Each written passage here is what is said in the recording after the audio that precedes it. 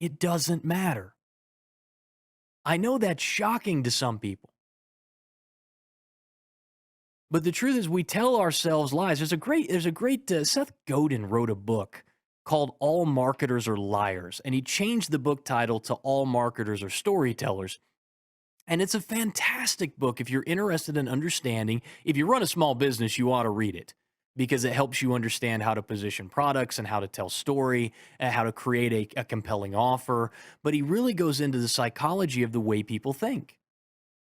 And he says people tell them a story, whether or not it's the story you want them to tell depends entirely on how you craft the message. But every single person is telling a story about you, your brand, your product, whatever it is.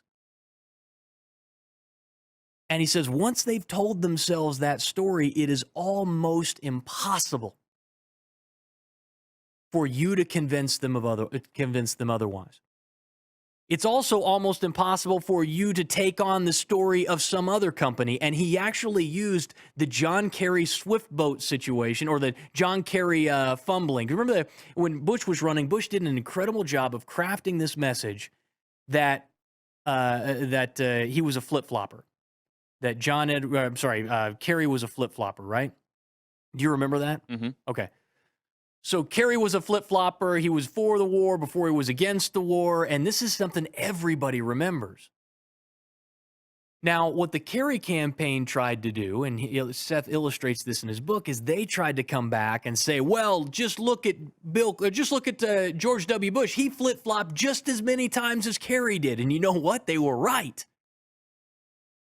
But that message didn't ever take hold. You want to know why? Because people had already written the story of John Kerry, and John Kerry was the flip-flopper.